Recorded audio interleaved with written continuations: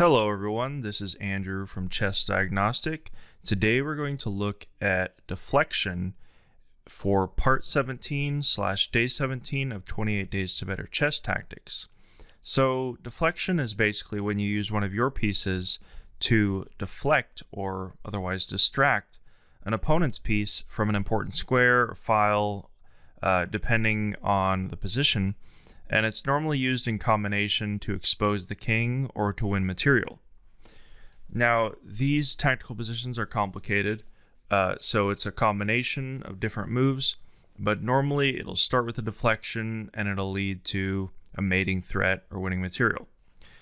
So this position is white to move, and if you want to pause the video to try to solve it yourself, you can now, but we'll start right away. So in this position, with white to move, you could see that white has a concentration. Well, first off, he has the two bishops, but he also has a concentration on the king side.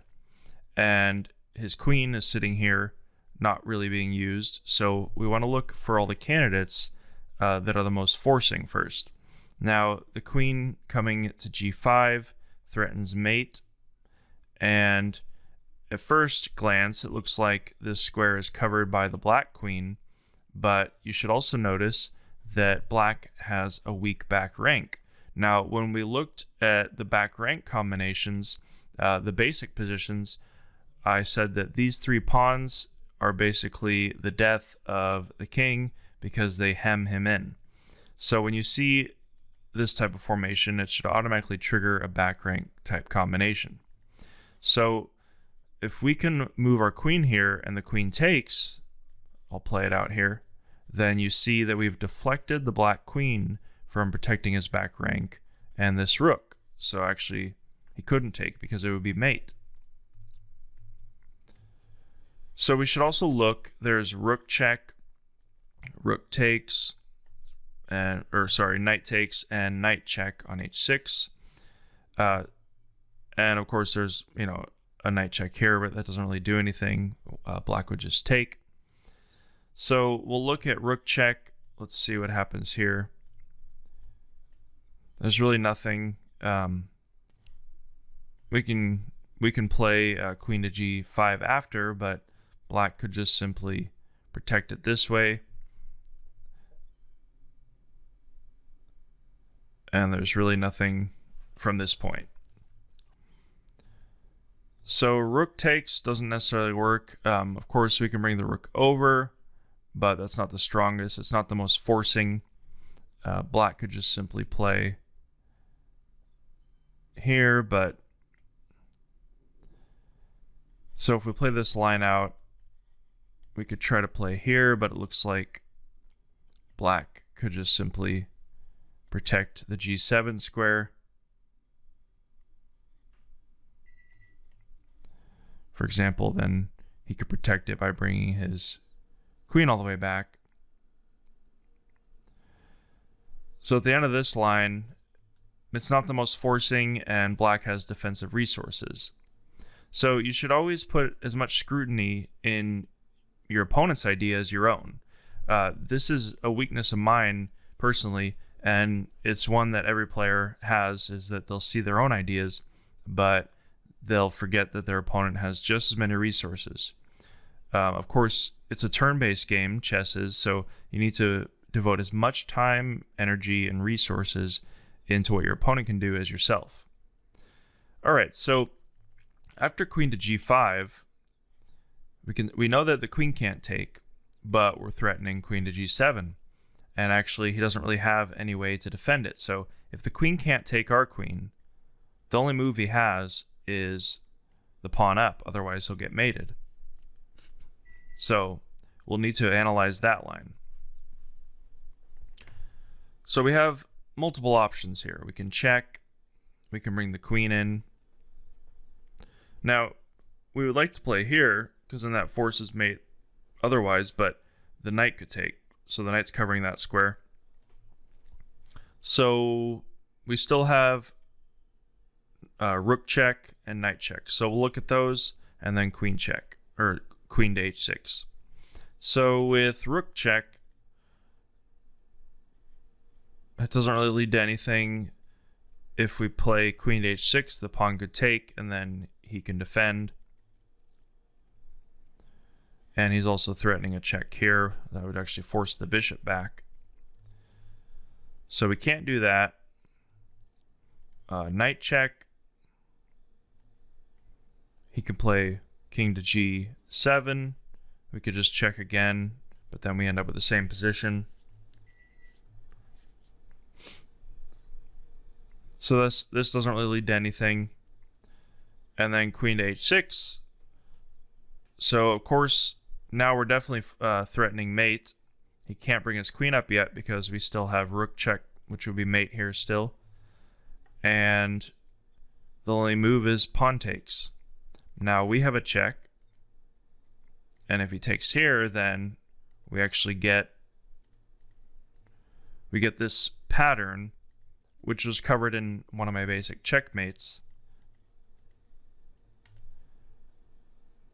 And that would be mate. So this position has a lot of different tactical positions. This is why it's good to also study complicated positions, because you'll see that all the basic patterns that you learn, and in this course we covered earlier, compound, where you have to know a certain pattern to be able to solve the underlying position. Now eventually you should study complicated tactical games, because in a complicated tactical game you'll pretty much get complete tactics training, because you'll learn how to apply it in a real game, you'll learn how the game flows, and you'll see all the basic tactics that underlie the complicated combinations. Alright, so from this initial position, you would still need to decide on queen to g5. Now, of course, through the process of elimination, you can find out what black can and can't do. So if we play queen to g5, we know he can't take the queen. He only has to play g7, so that makes our calculation a little easier. We can look at all the forcing moves, rook and knight check, but we analyze that those don't really lead anywhere. There's defensive resources for black. So we play queen to h6. The only move he has at this point is pawn takes. And now we have rook check here, and we can also bring our rook over and threaten a check here. But black can actually escape through the dark squares, and we would be left just down a piece for nothing. So we need to do something forcing at this point. Now you know that if you check here, which is the only check we have at the moment, that the pawn can take. But you need to be able to visualize this position. And now this check and this pattern it's a 3-move pattern where the queen is taking care of the dark squares, the bishop's taking care of the light squares, and because you have the discovered check, you bring it to where this f7 pawn is unprotected,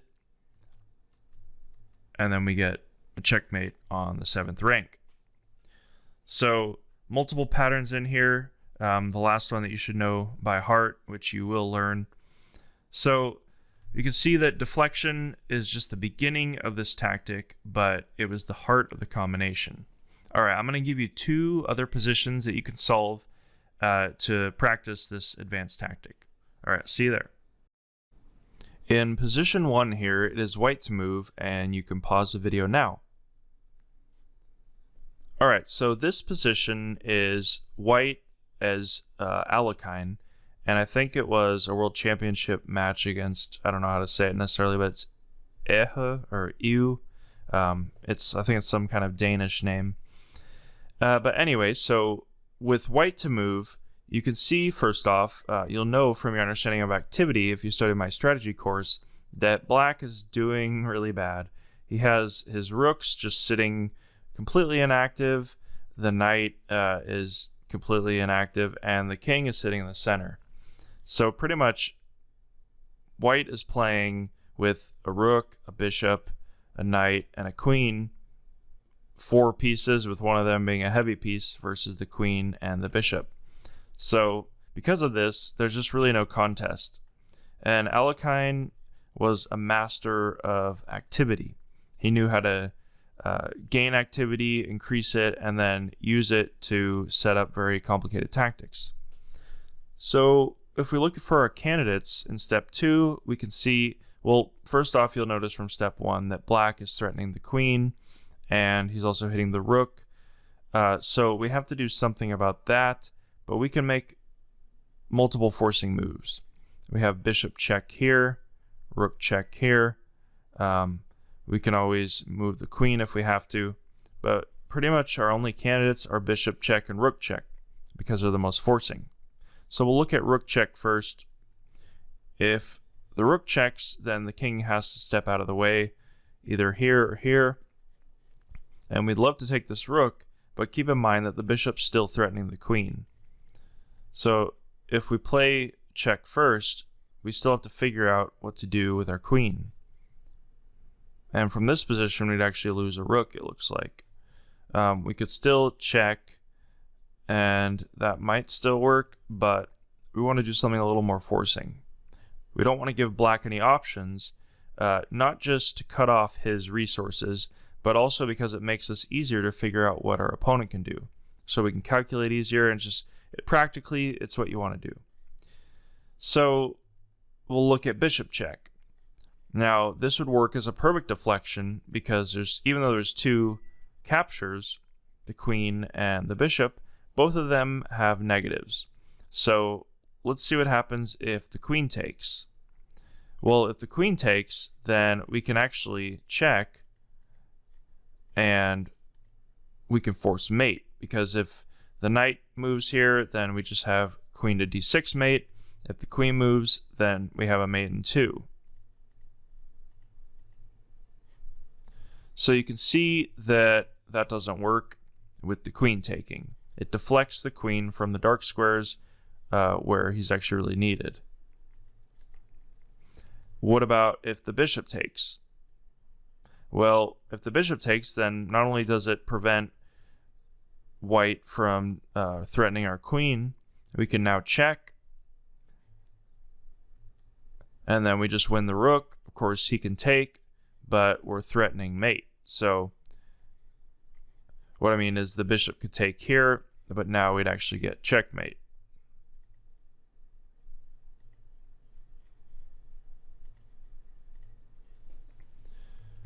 So black can't allow that to happen after we take his rook. He'd probably want to trade. If we just take, then we can win all these pawns.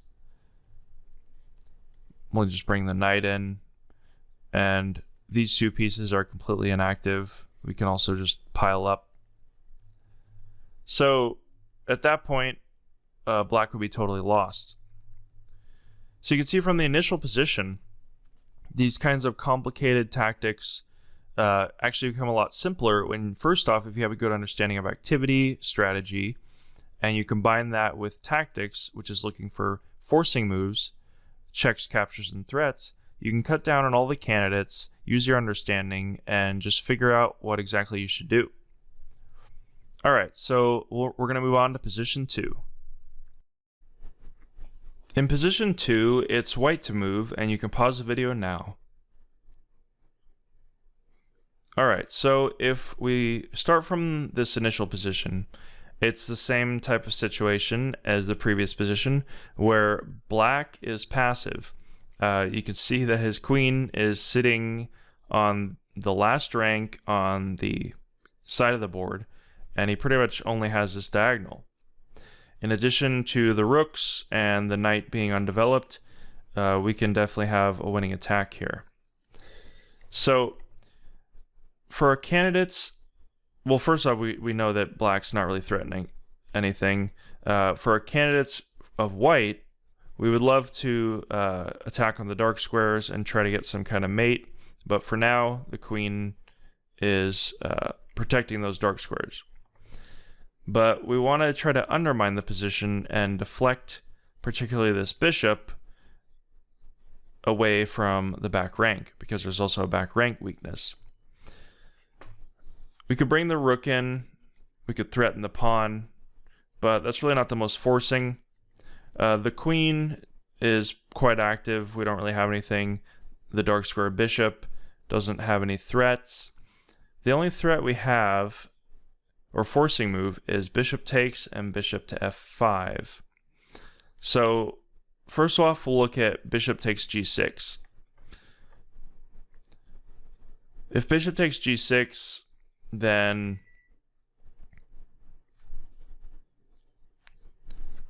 it looks like he can just take, and then all we have really is check. And if we try to pin, then the king can even just move out of the way. And we've just given up a piece for nothing, really.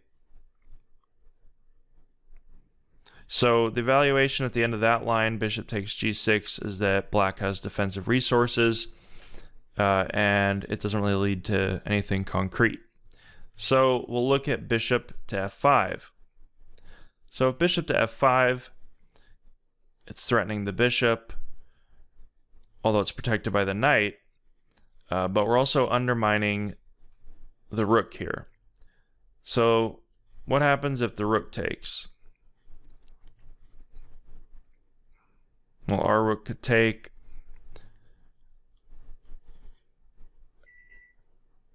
and it looks like we still have a back rank here where we're threatening check, and the computer's suggesting that the only move is the knight has to move, and then we win a piece. So that's definitely winning. This bishop can't be touched because if the pawn takes, then we would just get a checkmate. And the bishop, of course, can't take because of the back rank, which would just be check or checkmate.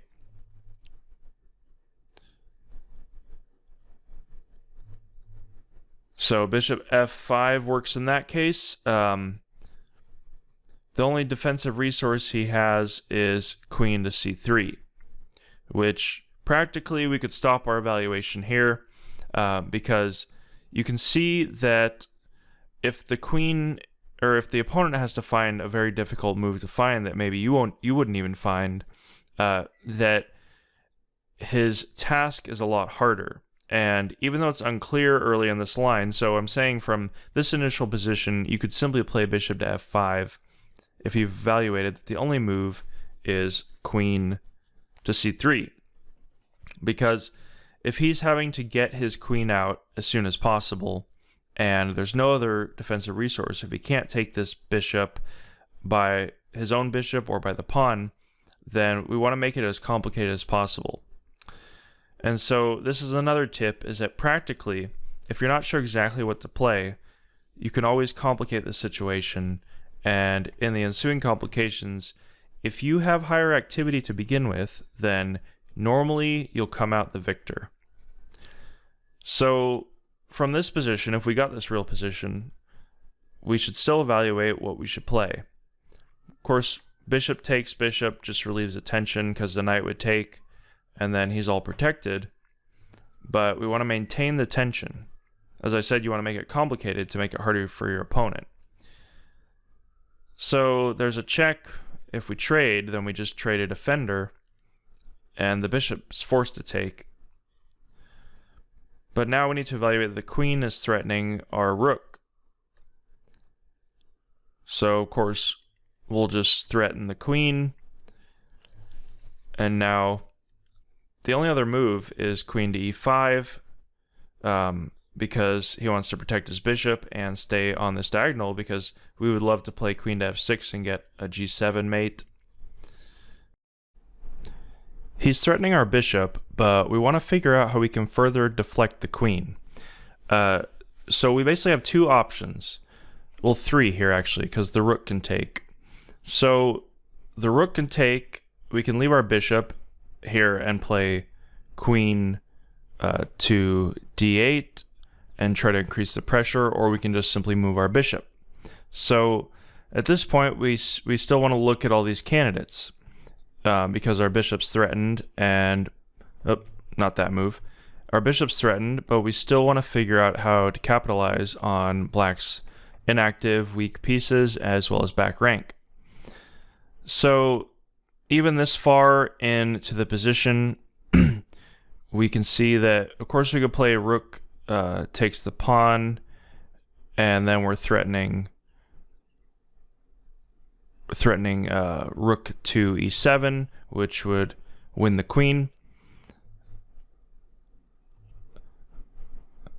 But we want to look at queen to d8. So if the pawn takes the bishop, then what do we have? The rook can take, but that doesn't look like it does anything totally immediate.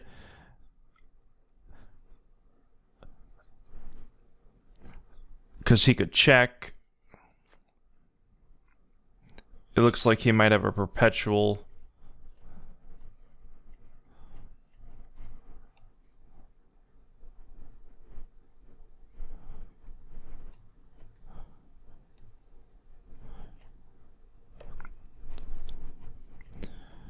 Maybe the king can try to escape somehow.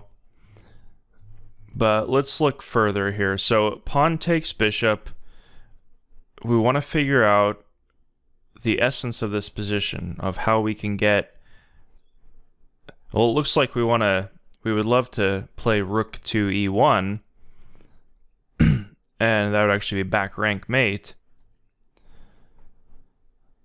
So we have rook takes, but it looks like it's a little more complicated. Black can check, and we are at risk of exposing our king. The only other candidate move is king to f1, which does two things. It prevents black from having a check if we take with the rook, because if he checks, for example, if we move the king over and then eventually he checked here, then he would be out of checks because he's not on the light squares.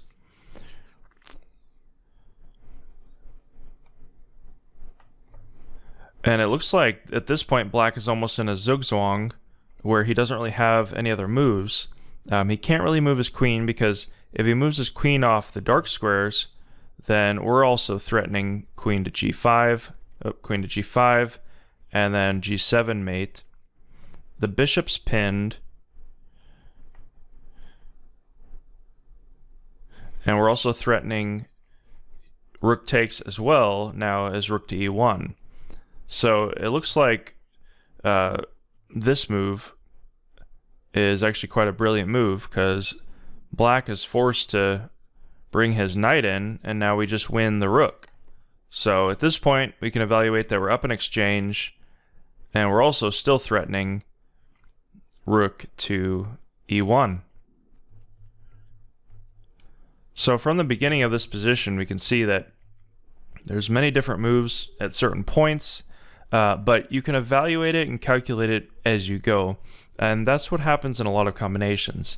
Of course, very strong players see it from the beginning to the end, but not all the time. And sometimes you have to use your intuition and figure it out as you go, because it's just so complicated.